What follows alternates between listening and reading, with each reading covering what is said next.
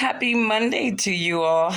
It's MLK Day. And obviously, this is a day that many recognize what many believe to be a civil rights hero. I look at Martin Luther King and things that I have come to know about him and learned over the years. And obviously, he was a civil rights leader, he was a husband, and he was a father.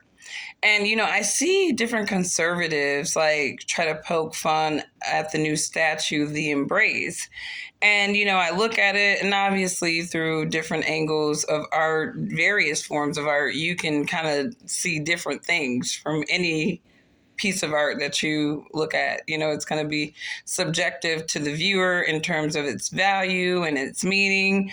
But it's really disappointing to see so many conservative commentators jump on the bandwagon of just disrespecting it and just kind of turning it into like something that's meaningless. And so when I think about what the actual vision is behind this piece of work, I think it's incredible. I think it's beautiful. And, I'm an art lover. I like art. And I think that one of the cool things about art is it is subjective to the eyes of the viewer. So when I look at it, I'm not looking at it to find an angle to pick fun of. I'm looking at it in totality.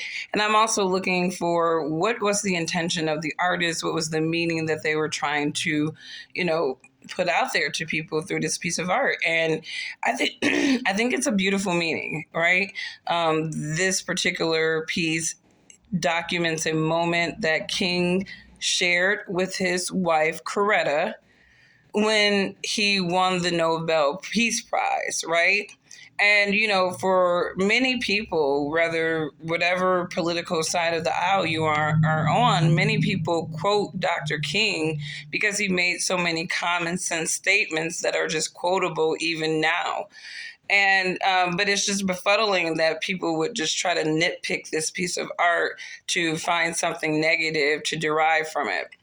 But I think it's beautiful because I think in an age where, we have this war against men and women, and, you have these extreme feminists, you have these extreme male chauvinists, and, then you have just people who are just like, I wish both of these people would just shut up and, and just let people exist, without all these societal ideals and constraints. But I love the story of Dr. King and his wife because he had a vision, and sometimes, having a revolutionary as a husband is not always the easiest thing. So I give Coretta Scott King credit because she really had to have faith in her husband's vision and his ability to really execute his vision to get the change that he wanted to achieve, not just for his kids, but kids of all colors in this nation's. And, a lot of people will argue that, Dr. King's overall message was about race and color. And it's like, really, I don't derive that from his message. I think that, in his I Have a Dream speech, he was really speaking on, hey, we were born in America. Most of us were born in America. This is the land that we call our home. And we have to figure out a way to coexist in it without all this focus on disparities of your color and my color, because at the core of us, beyond our color and our gender, are the character of people that we choose to be and the value that we choose to gain for ourselves and put out there to help others and society.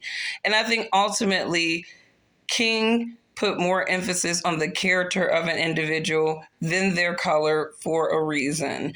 And so as we reflect on this day, and we even reflect on just the conversations that have been going on in America for the last 3 years strong, where somebody literally tried to take us back to the 1960s, I think this is really an inflection point for everyone to kind of just get off the bandwagon of ignorance, think about your organic American experience and instances where people more times than not have been able to coexist, build alliances with people of all colors and genders or whatever, based off of true character appreciation. So hopefully we can get back to those fundamental ideals. I think that the Embrace statue is, like I said, a beautiful depiction of a moment that King shared with his wife. I think that we need to see more women standing next to their men, not being afraid to stand behind the achievements of their man, because their man achieving is them achieving in a lot of ways. So, and I think Coretta Scott King was a perfect example of being a wife and a mother and a woman that really understood what it meant to support and stand by her man. So happy MLK, guys. That is my reflections of this day. If you follow me on LinkedIn and Substack, you probably saw this already, but have a good day. Bye.